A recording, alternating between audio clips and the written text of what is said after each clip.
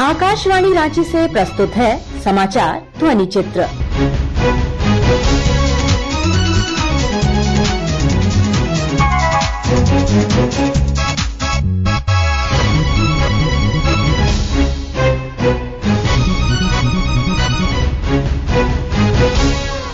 इस अंक में झारखंड में लोकसभा चुनाव की तैयारियों पर राज्य के मुख्य निर्वाचन अधिकारी के रवि कुमार से खास बातचीत।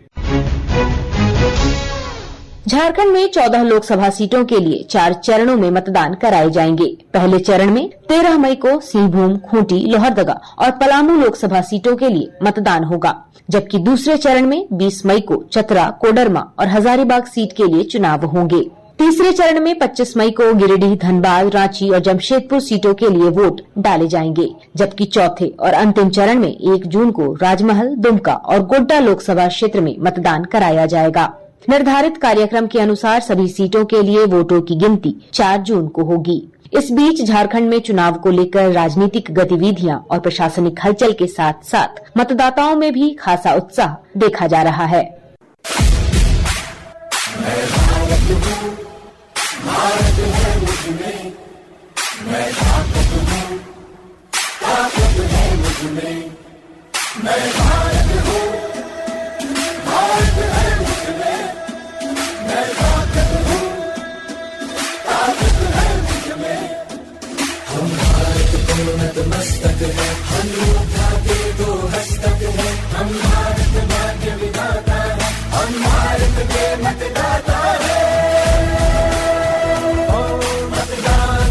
मतदान देने जाएंगे भारत के लिए, भारत के लिए।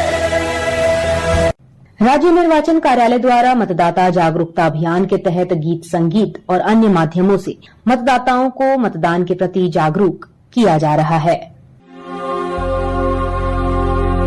हाथ में हो बैसाखी पर हम हैं तैयार, आंखों में रोशनी ना हो फिर भी हम तो हैं तैयार।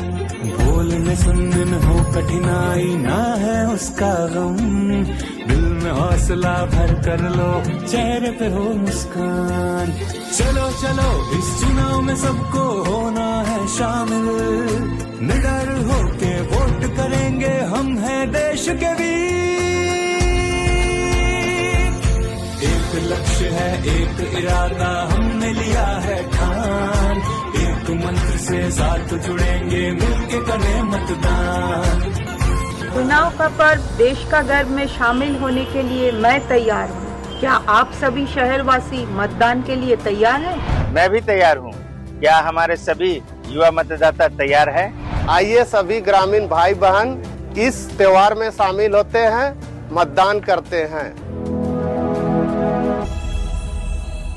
झारखंड में पहले चरण में 13 मई को होने वाले चुनाव के संबंध में हमारे विशेष संवाददाता जितेंद्र कुमार द्विवेदी ने राज्य के मुख्य निर्वाचन अधिकारी के रवि कुमार से विस्तृत बातचीत की। आज हमारे साथ हैं झारखंड के मुख्य निर्वाचन अधिकारी के रवि कुमार।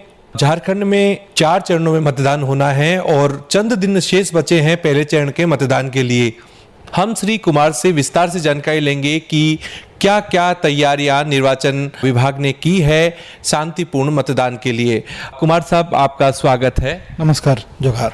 सर, हम सबसे पहले आपसे ये जानना चाहेंगे कि पहले चरण का जो झारखंड में मतदान होने वाला है लोकसभा चुनाव के लिए, उसमें अब चंद दिन शेष बचे हैं, तो किस तरह की तैयारियां पूरे निर्वाचन विभाग की टीम ने की है? एक्चुअली हम लोग का फर्स्ट फेज है, इंडिया लेवल का देखेंगे 4th फेज में जी हम लोग का 13 मई का पोलिंग है। 4 पार्लियामेंट्री कॉन्स्टिट्यूंसी है, उसमें पोल में जा रहा है। उसका संबंध में कितना तैयारी ऑलमोस्ट कंप्लीट हो चुका है, वो हम लोग को प्लान के अनुसार, कमीशन का मैनुअल के अनुसार हम लोग कंप्लीट कर लिया। अभी चुनाव देने के लिए हम लोग तैयार हैं। सर, पहले चरण का या देश में बोले कि चौथे चरण के मतदान में अब चंद दिन शेष बचे हैं, तो अधिकतम मतदाताओं की भागीदारी हो, इसके लिए स्वीप एक्टिविटीज भी निर्वाचन विभाग लगातार कर रहा है।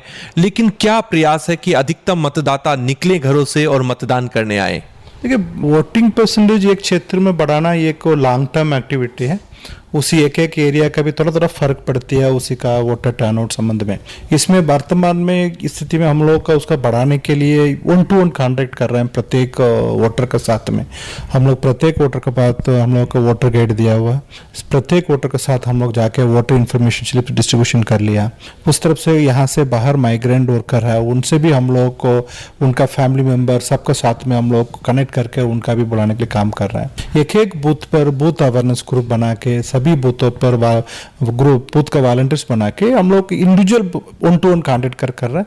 बाकी अदर स्वीप एक्टिविटी से जनरल अवेयरनेस करने के लिए वो काम कर रहा है। फिर उसके साथ में इलेक्ट्रोल लिटरेसी क्लब के माध्यम से भी वोटर अवेयरनेस फोरम के माध्यम से वेरियस ऑर्गेनाइजेशन के माध्यम से हम लोग काम कर रहे हैं। हम लोग उम्मीद है इस बार अच्छा वोटिंग परसेंटेज होगी। सर, मतदाता या यंग वोटर्स एक बड़ा वो है जो कि लोकतंत्र में भागीदारी निभा सकते हैं, उनको भागीदारी निभाना भी चाहिए। तो इस बार नए मतदाता हैं उनको जोड़ने के लिए निर्वाचन विभाग ने भी अब साल में 4 बार सुविधाएं दी है, तो उनको जोड़ने के लिए क्या प्रयास किए गए हैं और उनकी भागीदारी भी सुनिश्चित हो, तो इसके लिए भी क्या कोई एफर्ट किए गए हैं? इसमें हम लोग खास तरफ से 18-19 एज ग्रुप का 20-29 एज ग्रुप का ये दोनों बहुत महत्वपूर्ण करते हैं यूथ का कवर करने के लिए। इसमें हम लोग को सभी झारखंड में कितना स्कूल है उसका सबको इन्वॉल्व किया था ताकि वो 18 ईयर्स में उनका कैप्चर कर सकते हैं। फिर सभी कॉलेज जिसमें हायर एजुकेशन इंस्टीट्यूशन में हम लोग को बात करके वहाँ पर हम लोग एनरोलमेंट ड्राइव किया था। फिर साथ साथ में बे लोग घर घर जाके एक एक व्यक्ति कराया। इसी बार हम लोग का यूथ का पार्टिसिपेशन है, केवल 18-19 देखेंगे पूरा झारखंड में 9.5 लाख वोटर है। ये बहुत तो एक रिजनेबली अच्छा संख्या है उसमें पहले की तरफ से, इसलिए इसी बार यूथ ज़्यादा संख्या में पार्टिसिपेट करेंगे।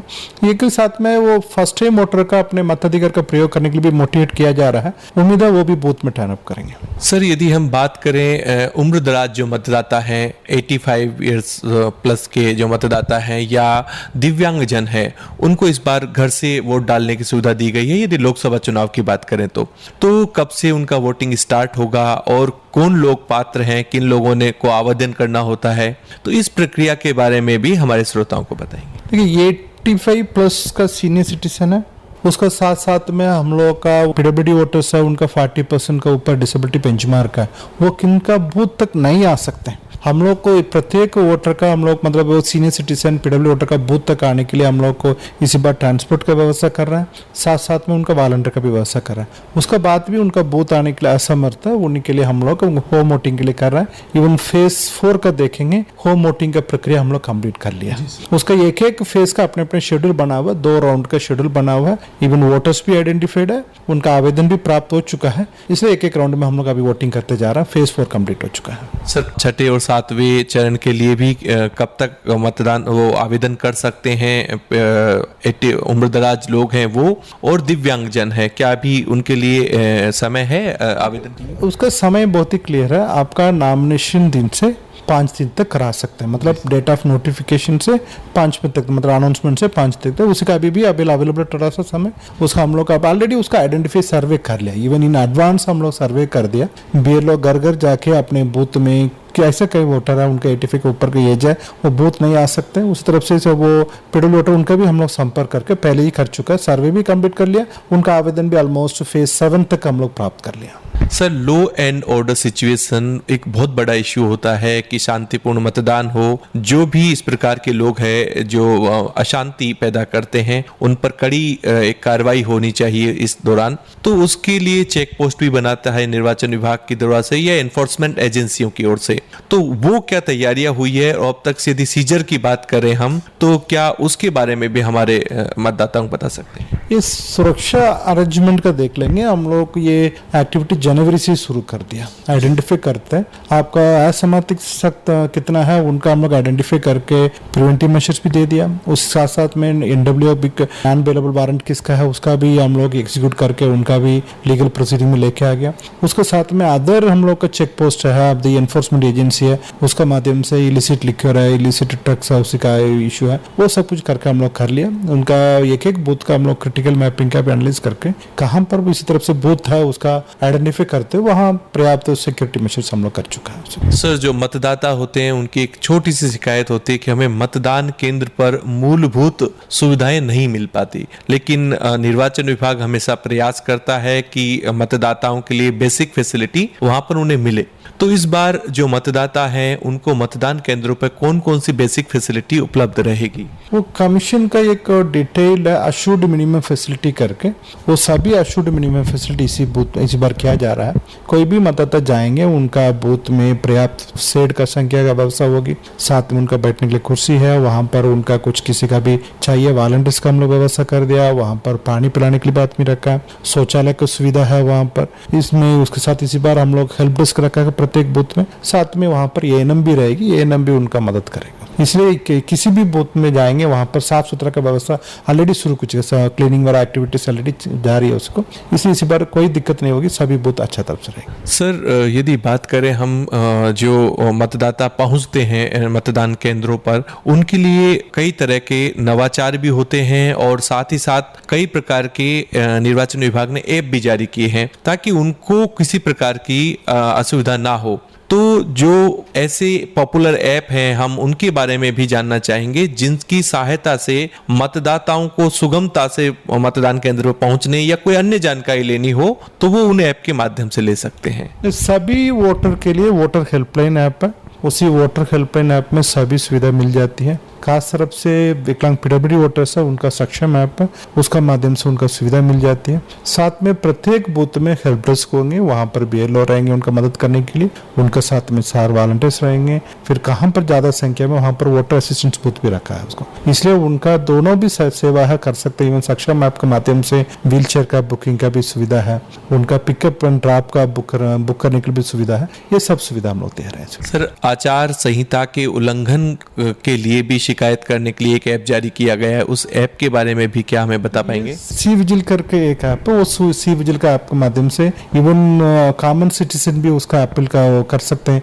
कहाँ पर भी उनका इसी तरफ से वायलेशन देगा, मतलब केवल वो फोटो खींच के डालना नहीं, मतलब उनके पास क्या डिटेल है उसका अपलोड करना है, वो ऑटोमेटिकली हम लोग का कैप्चर हो जाती है। उसका कमीशन का इंस्ट्रक्शन बहुत ही क्लियर है, 100 मिनट्स में कोई भी शिकायत होगी मतलब उसका क्लोज करना है। इसलिए उससे सी विजिल का ऐप के माध्यम से भी हम लोग को कहाँ पर भी वो आपका वो वायलेशन मिल रही है एमसीसी का, उसमें कड़ी कार्रवाई किया जा रहा है। सर सी विजिल ऐप के जरिए पूरे राज्य में अब तक कितनी लगभग शिकायतें मिल चुकी होंगी, एक मोटा आइडिया, और कितना निस्तारित कर दिया है निर्वाचन आयोग? कोई भी शिकायत आती है उसका 100 मिनट्स में क्लियर करना है, इसलिए हम लोग कब तक क्लियर करेंगे वो तो स्टैंडर्ड है, कमीशन का स्टैंडर्ड 100 मिनट्स में डिस्पोजल करना। पूरा झारखंड में देखेंगे लगभग 4,000 का शिकायत आई थी, सभी शिकायत डिस्पोजल हो चुका है। अधिकतम शिकायतें सर किस तरह का नेचर है उनका, कि किस तरह की शिकायत कर रहे हैं? वो ज्यादा शिकायत है दूसरा एक पार्टी दूसरा पार्टी का यहाँ झंडा लगा दिया, यहाँ पर उनका बैनर लगा हुआ, ये गाड़ी के लिए परमिशन है, इसी तरफ से वो विद इन द पार्टी का ये शिकायत ज्यादा है उसका।